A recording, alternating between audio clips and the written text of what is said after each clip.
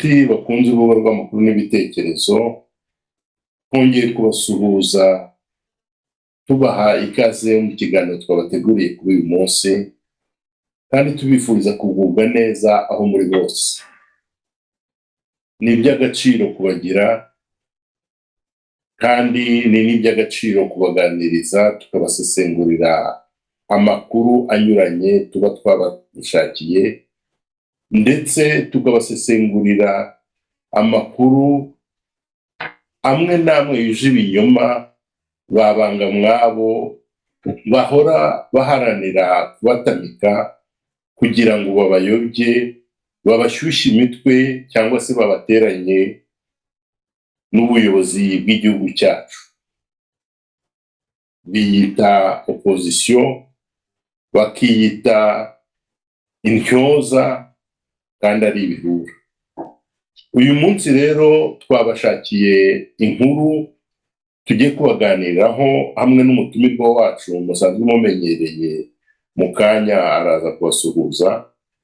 Inkuru y'umugabo Musabyimana Gaspard yanyujije ku kinyamakuru cye cyitwa Radio Inkingi, we akunda kwita ngo ni inkingi y'amahoro nyamara ari inkingi y'ubwiko. Mu kiganiro aho yagiraga ati Perezida Paul Kagame afite abajyanama ba pembeni. Twasanze ari ngombwa ko tubiganiraho kugira ngo tubashe gusesengura, kuko ibyinshi aba bantu bakora akenshi haba hari ikihishe inyuma. Ikihishe inyuma nta kindi ni cya kindi baharanira cyo kuganisha abaturage, cyo kubashyushya imitwe, cyo kubateranya na leta kugira ngo bayifatire ku gahanga, bayibere ibigande, ariko ikiba kigambirwa ahanini ni ugusubiza inyuma iterambere igihugu cyacu kimaze kugeraho, kuko umuvuduko waryo n'uburyo turigeraho n'uburyo Abanyarwanda bakora ibishoboka byose kugira ngo biheshe agaciro, bigire, ntabwo bishimisha ababiyita opposition. Nkaba ngira ngo rero mbere y'uko twinjira mu kiganiro nyirizina, umutumirwa wacu musanzwe mumenyereye abasuhuze.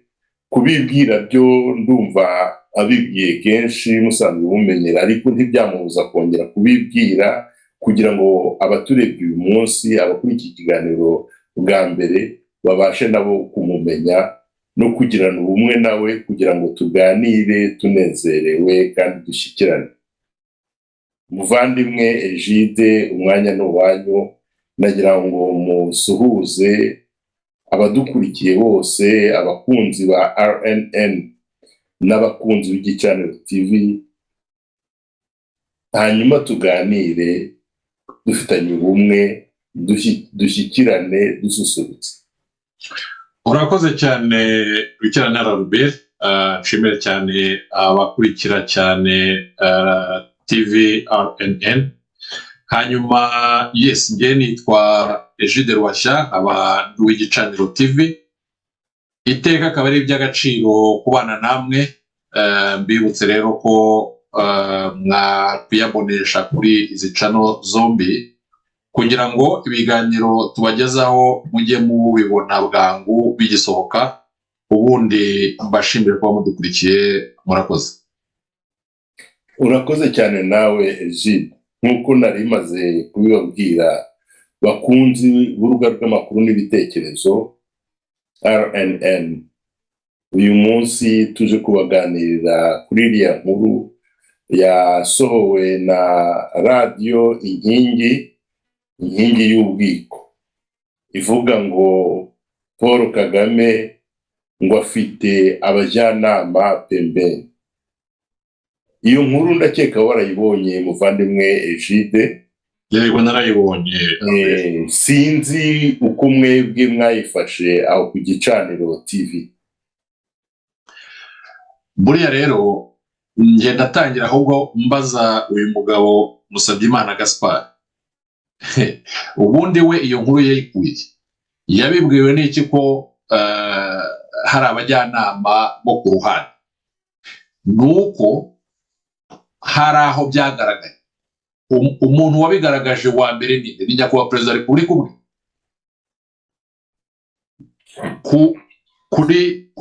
kuri social media nyakubahwa perezida akoresha byasohotseho iteka ingendo ze n'ibyo ari gukora, iteka ubwe yaba kuri Facebook yaba kuri Instagram, bisohokaho akavuga aho aherereye n'icyo ari gukora.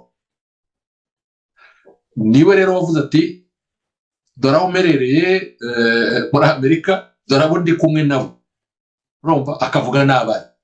Ikindi noneho hari n'abanyamakuru, abanyamakuru nabo badufasha kumenya ingendo za perezida n'ibikorwa bya perezida wa repubulika bari gukora muri uwo mwanya, ibyo akorera abanyarwanda.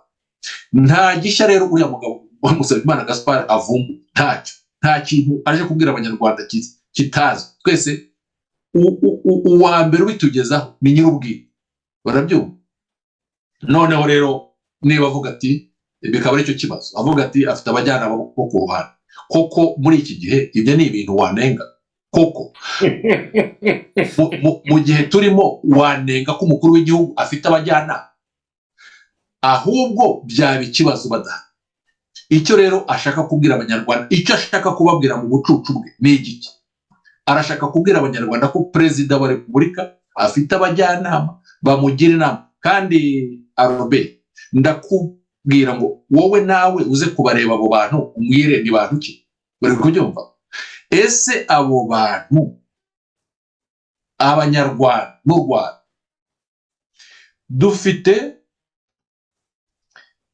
dufite iki dukuramo kugira ngo abo bantu babe bagira inama perezida wa repubulika? Ni ibyiza biza iwacu. Niba bamugira inama dukurikije abarimu, Musabyimana Gaspard aranenga iki? Aravuga ko ingorane ari izihe? Ubu ba Murego Donat bajyaga bagira inama Habyarimana, ubu byatanze iki ko abantu bwakeye mu gitondo bagafata imyuga? Koko ubu ku rwego bariya abantu bari ku rwego rw'isi bagira inama perezida wa repubulika, uriya arabibonamo ingorane ki? Avantage iri ku Rwanda, avantage iri ku banyarwanda. Njyewe nagakwiye kubibonamo ikibazo yaza kuvuga ati ese perezida wa repubulika utagira abajyanama, ese kuyobora igihugu utagira abakubwira bati dore ibi n'ibi, nibwo njye nabibonamo ikibazo. None ikibazo afite abajyanama, niwe wabatubwiye, n'amafoto barayatwereka, hanyuma batubwira n'abari. Ubwo se ingorane koko natubwira ingorane zirihe? Ngo bapembe ukagira ngo barahishe, urumva? Iyo ibintu byabaye pembeni ni ibintu byahishwe, ni ibintu biri mu mufuka, ni ibintu biri ahantu mu bwiru, nta bwiru buhari, ibintu bibera ku mugaragaro, urumva? Yari yicaye rwose mu nama nabo, inama avuga iyo ariyo n'impamvu ye. Ikibazo rero nagira ngo mbaze Musabyimana Gaspard, ndabizi ko bazabibona, uzatubwiraho inengiri, uzatubwira hari ikibazo, nguko uko nakubwira bwana Robert. Egide, urakoze cyane rwose kuri ubwo busesenguzi uduhaye. Ngewe mpise ntekereza akandi kantu, kuko ariko mbere yo kukavuga ndibuka nanone hari video nigeze kureba nanone ya Musabyimana Gaspard, aho yavugaga nanone asa n'unenga ngo perezida Paul Kagame ngo ajya mu manama akomeye. Ndakeka icyo gihe yari yagiye muri ya nama ikunze kubera mu Busuwisi, Forum de Davos. Avuga ngo iyo nama ngo ari ngo nyakubahwa perezida wa repubulika ngo akora ibishoboka byose ngo akayijyamo, ngo kuko ngo niyo nama ngo ihuriramo ngo abantu bakomeye, ngo none ngo kugira ngo ngo hakabamo n'abantu ngo barangije izo za gahunda, ngo kugira ngo uzahure n'umuntu runaka, ngo bikaba ngo kwishyura ngo amafaranga ya n'aya ngo ibiki n'ibiki. ibyo bitumye nongera kwibaza nanone icyo kibazo nawe wibazaga, mvuga nti ese wa mugani ko na hano ugira gutya, kandi nabo ko mbona aribyo birirwamo iyo barimo kuzenguruka izo za parloma za hano muri parloma europeye bashakisha ababaharandevu, baba bagamije iki? ubona rero dufite perezida ufunguye amaso akabasha wa mugani kugira abo bajyanama bakomeye. Erega ni kimwe ibaze ufite umwana wiga akagira abarimu bamuhugura, abarimu bakomeye b'inzobere bamuhugura mu rugo cyangwa se no ku ishuri bakamuba hafi. Ubwo mutegurira ejo hazaza heza. Ni kimwe n'amahirwe rero dufite yo kugira perezida ureba kure, akabasha no kumenya guhitamo abo bajyanama bamugira inama. Ari nayo mpamvu u Rwanda iterambere ryarwo ritungura benshi. Bya bindi byaba muri ibyo ati ibanga abanyarwanda tugendana n'abanyamahanga ryarabayobeye, naho ngaho ruzingiye, naho ureke uriya wo kuvuga ngo ugutuka inka ngo dore icyo gicebe cyayo. Ibyo byose niyo mahirwe u Rwanda rufite, niko kureba kure kw'abayobozi bacu, by'umwihariko ku ntore izirusha intambwe, bituma iteka ryose bya bindi duhora tuvuga umuvuduko w'iterambere abantu bamwe batabasha gukurikira, cyane cyane aba bahejejwe mu icuraburindi n'ubwiko bwabo bahoramo, amatiku bahoramo, amacakubiri bahoramo, inzangano bahoramo. Erega hari indirimbo yahozeho kera mu Rwanda ngo bajyaga baririmba ngo umurimo ni uguhinga, ngo ibindi ni amahirwe. Ibyo akaba ari byo byahejeje benshi mu icuraburindi, bo bakumva ko nta handi bashobora gushakira kugira ngo biheshe agaciro batere imbere ngo uretse mu guhinga se kukuwe ko no guhinga ubwabyo batari bazi no kubiteza imbere ngo babyongerera agaciro, babashe kongera n'umusaruro. Ko uguhinga sinzi ukuntu nabivuga, kugira ngo byevoluwe bibashe kwidevelopa, ubwo buhinzi bwidevelope bubashe gutanga umusaruro ufatika. Ntabwo ubuhinzi bwari ubuhinzi bwagirira ubukora akamaro bukakagira n'igihugu.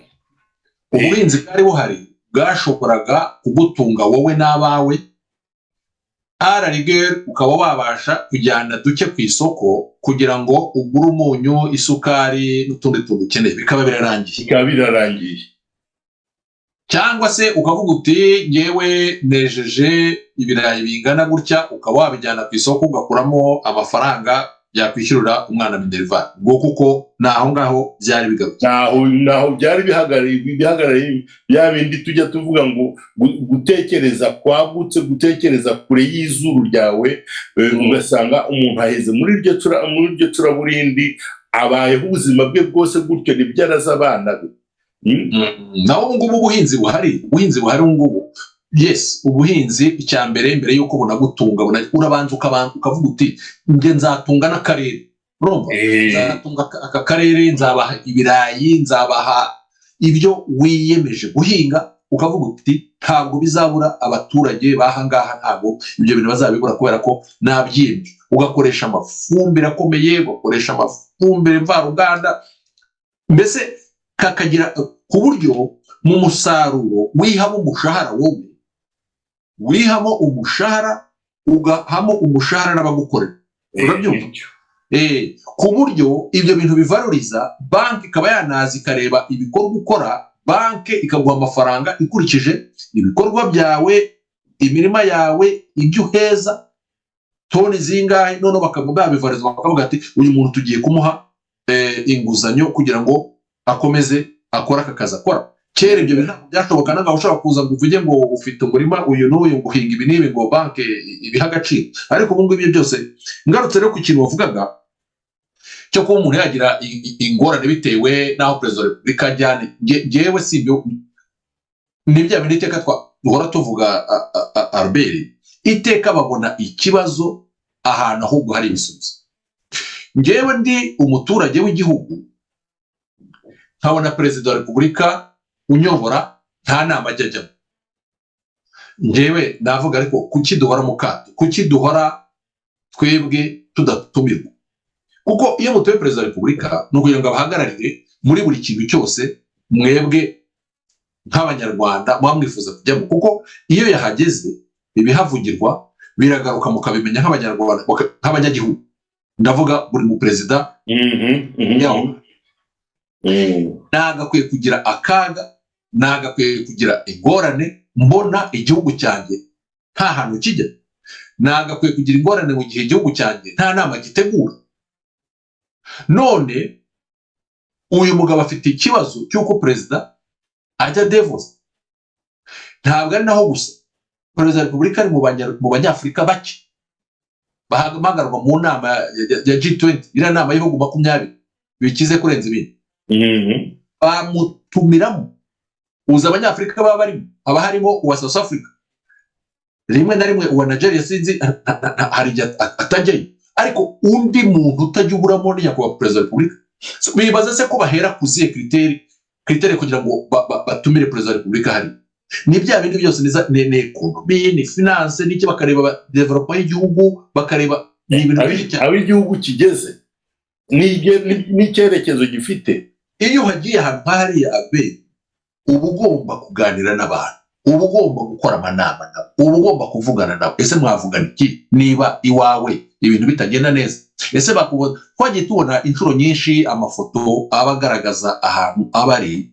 Hari amafoto nibuka yari ahari, harimo Angela Merkel, harimo Macron, harimo uriya wategekaga FMI, harimo bari abantu nka batanu, bose barangaye bameze batya. Iyo foto iteka iyo nyirebye ndavuga nti ibi bintu biteye ubwoba. Bose wabonaga bameze nk'abantu bari gufata amasomo muri university, professor ari kuvuga, wabonaga bose. Iyo foto yarabaye icyo gihe, ariko umwaka wakurikiyeho haje iyindi yenda kumera nkayo kandi abantu batandukanye. Urabyumva? So ngewe nakakwiye kugira ikibazo igihe rero ibyo ngibyo ntabibona.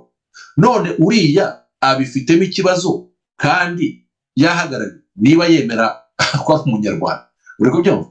None ahubwo agiye kubigiramo ikibazo bikamubabaza, kubera ko yagiye aha n'aha, kubera ko yaparticipye mu nama iyi n'iyi, kubera ko yahawe ijambo aha n'aha, kubera ko u Rwanda rwahawe agaciro aha n'aha, kubera ko idarapo ry'u Rwanda ryazamutse aha n'aha, kubera ko inama twazakiriye mu Rwanda zikomeye. N'ubu ngubu ngira ngo wamaze kumva inama zose zigiye kuba kugeza mu kwezi kwa 12.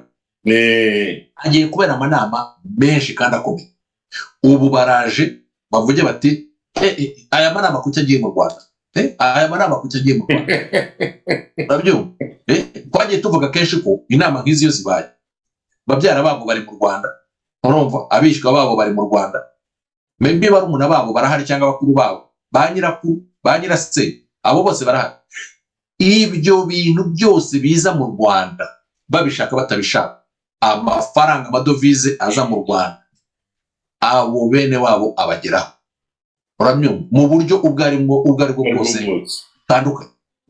Wasanga hari ukora tagisi azatwara abantu, wasanga hari ukora muri hoteli, ibyo bizamugeraho, azahembwa. Wasanga hariho usapurayinga ibiryo akabiha hoteli, ubwo ngubwo bizamugeraho. Wasanga yewe n'abarya bakubura imihanda, abayubaka, abagira bati uzwi iteka iyo bagiye kuza ikintu, u Rwanda rukora uko rushoboye ku buryo hariho ibikorwa remezo bitabiriye. Urumva, nk'ubu nabonye ko hari umuhanda rwose bavuze ko uwo muhanda utazakoreshwa muri iyi weekend, byanze bikunze buriya bagiye kuwuhinga. Urumva? So ni gutya iteka ibintu bigenda, ariko ubu nta kizabibonamo. Nge rero mbona ko Albert ariko se Egide Egide nkubajije gatoya ku ruhande rwawe wowe tugarutse kuri ya ndirimbo mu kanya rero mvuga ngo umwuga ni uguhinga ngo ibindi byose ngo ibindi ni amahirwe, ngo umurimo ni uguhinga ngo ibindi ni amahirwe. Ubona atari byo biheza aba bantu mu icuraburindi ku buryo bibabuza no kureba aho igihugu kigeze n'icyerekezo gifite no kuba bakumva ko binashoboka, kuko hari byinshi bikorwa muri kiriya gihugu ni ukuri mpamya ko batazi.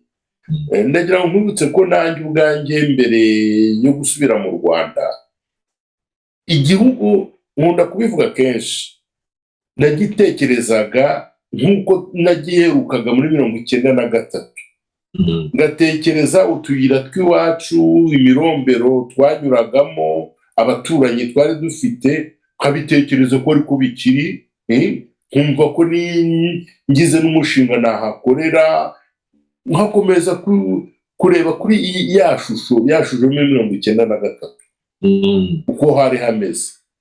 Nibwira ko bari abantu nabo bagifite icyo kibazo cyo kumva ko igihugu kigisa, kabone nubwo wabereka amafoto, kandi nanjye ubwanjye nabaga nicaye kuri za Google Earth kugira ngo ndebe iki cyahindutse, nkareba za YouTube, nkareba, ariko byanga bikunda ya shusho ya muri 1993 akaba ariyo inguma mu mutwe.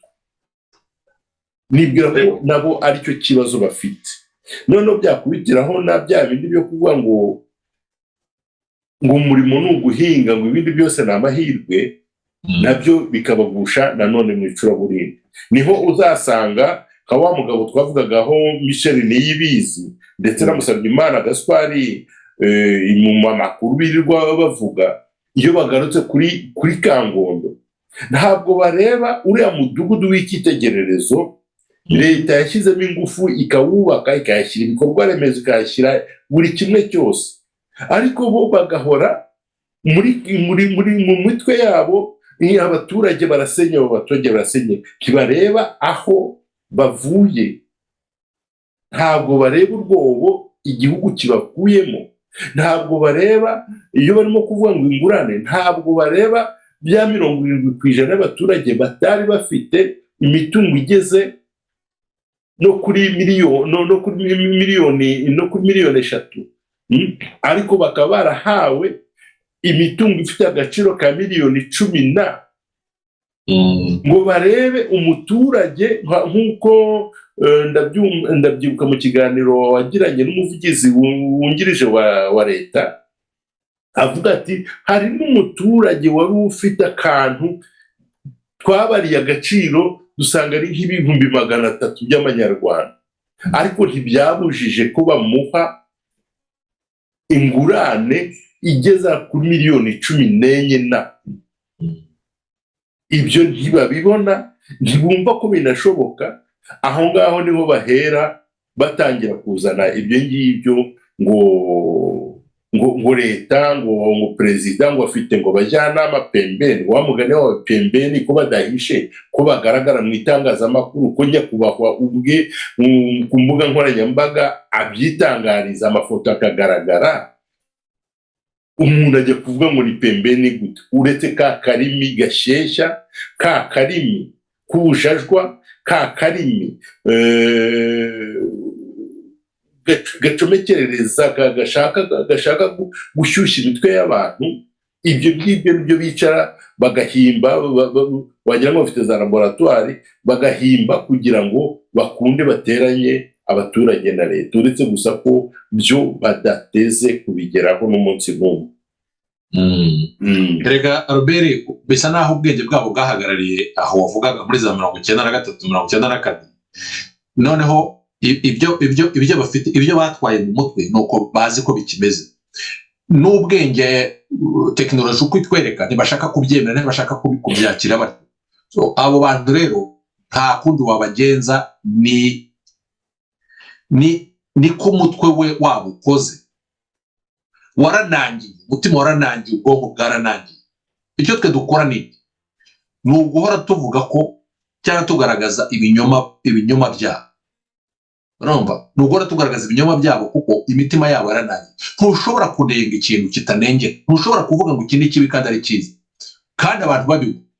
Ntushobora kuvuga ngo umuntu yakoze ikintu iki n'iki buri munyarwanda wese abonamo avantage, ngo twebwe tuvuge ngo ugende ukivuge ati dore desavantage irimo. Abanyarwanda bafite ubwenge bazi kwisobanura, uri kubyumva. Ntabwo rero tuza guha agaciro ibi bintu Albert, kuba umujyanama wa perezida wa repubulika twe tuza kubibonamo ikibazo cyangwa abanyarwanda baza kubibonamo ikibazo. No, ntibishoboka kuko kuyobora igihugu ni ibintu bikomeye Bwana Albert, kuyobora igihugu ni ibintu bikomeye. Ikindi tuzi ukuntu areba kure bikomeye, areba kure cyane ku buryo twe twibaza. Murabyibuka mu myaka yashize igihe yaravuze 2020 twebwe twese ntabwo twajyaga tubibona. Ubu yamaze kureba muri 2050. Arabyumva. So gupangira imyaka 30, upangira igihugu cyose bisaba ko haba hariho abantu iruhande rwawe bagufasha kugira ngo bya bintu byose bizabe. Ariko uribaza ngo mu mutwe hajya kuba perezida wa repubulika ibintu abatekereza,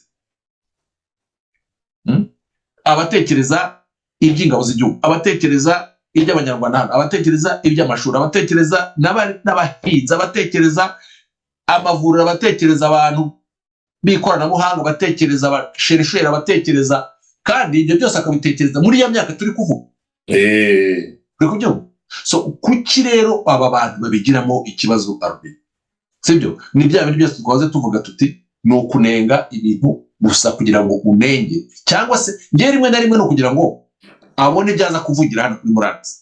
Urumva, aza avuge gusa. Uri kubyumva? Noneho abantu bagira ngo ni umuntu koko ukomeye, ufite za analize politike cyangwa ufite ntabyo, ahubwo aragaburira YouTube ye, ariko aranayigaburira ibipfuye, ariko gusa turi kuvuga. Uri kubyumva? Ariko hari akantu nigeze kugira agasubizo, ni igisubizo gitoya nigeze kugira kuri icyo ngicyo wari wibajije uti babikorera iki. Icya mbere harimo urwango, ukunda kuruvuga kenshi mu biganiro duhuriramo. Icya kabiri harimo ishyari ryo kuvuga ati ibi birakozwe nyamara bikozwe nge ntarimo.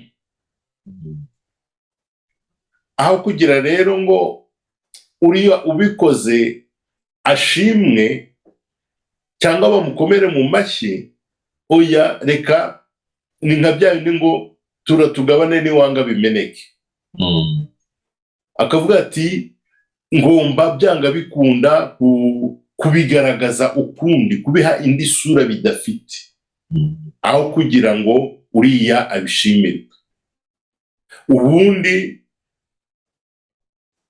mumbabarire nkabibonamo ubugoryi no kuba impumyi, kuko ibiriho udashaka kubibona kandi ntushaka kubibona nkana. Bakakwereka ibara ry'umweru ukavuga ko ari umukara, kabone n'uwagukubita n'uwakugenza gute ukanga kuva ku izima ukumva ko wowe iryo bara ari umukara, kandi bakweretse ko ari umweru, bacanye n'amatara, bakoze ibishoboka byose. Njyewe ni gutyo mbibona. Ni nako bimeze Albert, ni nako bimeze. Ni ibintu bakora bashaka, ni ibintu umutima wabo wanangiye, bati twebwe ntitwabishoboye, ubwo tutabigezeho rero n'ibyo abandi bagezeho reka nabyo tubinenge tuvuge ko atari byo. Niyo mpamvu ngaruka kuri rya jambo wa musaza yatubwiye nakoresheje muri cya kiganiro cy'ubushize. Avuga ati ngaho bahungu nimuhaguruke muvuge icyo mwamariye abandi, cyangwa se muhaguruke muvuge icyo mubarusha. uzabishobora ahaguruke avuge icyo arusha ubuyobozi bw'u Rwanda. Musabyimana Gaspard, ibiganiro bye buri gihe Musabyimana Gaspard nta kintu na kimwe, nta mutumirwa n'umwe ashobora kuzana ngo aze avuge ibintu umuntu ashobora kumva akavuga ati ahangaha harimo ukuri, cyangwa se reka ibingibi bavuze sinari mbizi, reka nzajye kubiverifiya ndebe. Iteka ibintu avuga ni ibintu bigaragaza ubuhezanguni cyane. Azana umutumirwa uje gutukana kuri YouTube, azana umutumirwa uje guharabika igihugu n'abayobozi bacyo. Uriya muntu rero ni ibintu bigaragara ko ntabwo yakubaka, ntabwo cano ye yagira ikimarira abanyarwanda. Abantu barabireba bakavuga bati umuntu yarasaza ahubwo. Urabyumva? Barareba kuko muri iki gihe turimo umuntu uvuga ibintu nka biriya nta muntu ushobora kumutega amatwi ngo ubyumve. Ushobora kubyumva ariko ugahita uvuga uti yewe ni igitangaza, ukumirwa.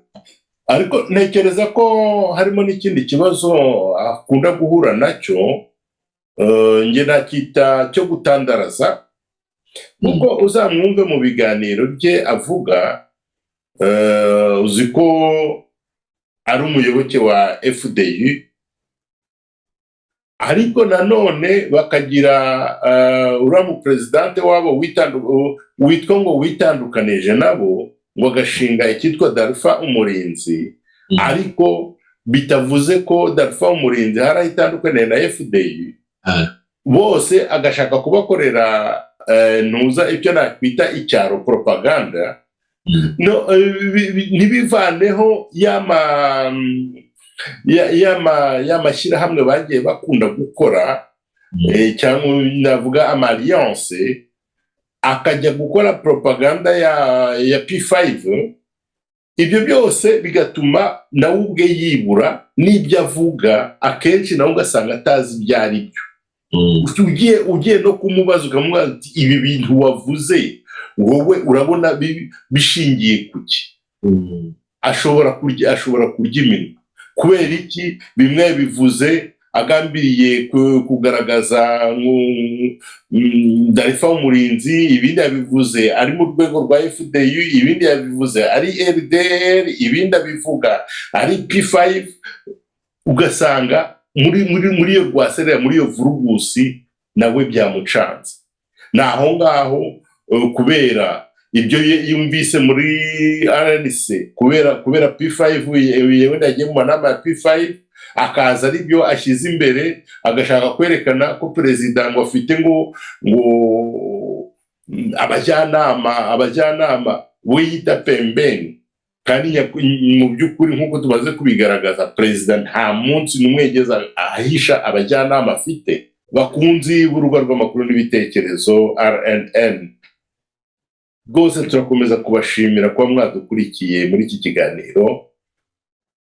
N'umutumirwa wacu nawe aranezerewe kuko mwadukurikiye kandi mwadufashije gusesengura. Turagira ngo mukomeze kumuduhaye ibitekerezo byanyu muri za komanteri hano kuri uru rubuga, cyangwa se mushobora no gukoresha urubuga rw'igicaniro mukaduha ibitekerezo byanyu. Ari aho twibeshye, ari aho tutumvikanye kimwe namwe, cyangwa se ngo tubyumve kimwe, mwatubwira uko mwebwe mubibona. Ariko twizeye ko twabahaye ibitekerezo n'ubusesenguzi bwari bukwiriye. Mushobora kwihitiramo no kwifatira umwanzuro, ariko tukabashishikariza kwitandukanya cyane n'abashaka kurimanganya igihugu cyacu, n'abashaka guteranya abaturarwanda, guteranya abaturage n'ubuyobozi, cyane cyane nk'abo ngabo bashaka kubereka ibyiza twageze ariko bagashaka kubyerekana nk'ibibi, bagashaka gutinyuka kuvuga ko umuyobozi wacu kuba afite abajyanama bafite ingufu, bashoboye, bafite uruvugiro, ko ari icyaha. Nyamara twebwe nk'abanyarwanda ndetse na nyakubahwa perezida wa repubulika utajya bihisha, tubibonamo umukiro w'u Rwanda, tubibonamo agaciro gakomeye u Rwanda rufite. Nuko rero turagira ngo ikiganiro cyacu tube tugisoreje ahangaha, kimwe n'umutumirwa wacu Egide Ruhashya. Turabashimira kuba mwadukurikiye, dufatanije na mugenzi wacu Kagabo Theophile uri ku buhanga bw'ibyuma. Turabashimira by'umwihariko, ariko mu gihe tutarasoza neza, reka umutumirwa wacu agire icyo ababwira cy'ubutumwa busoza iki kiganiro. Albert, urakoze cyane, nshimire cyane abakunzi ba RTLM, maze mbwira abantu ko tudakwiye mu by'ukuri kujya duha agaciro abayobya abanyarwanda, ababikora nkana, kandi ubusanzwe abanyarwanda dushyira hamwe, abaducamo kugira ngo bagire ibyo bo bunguka ku giti cyabo, abanyarwanda dukwiye kubyamaganira kure.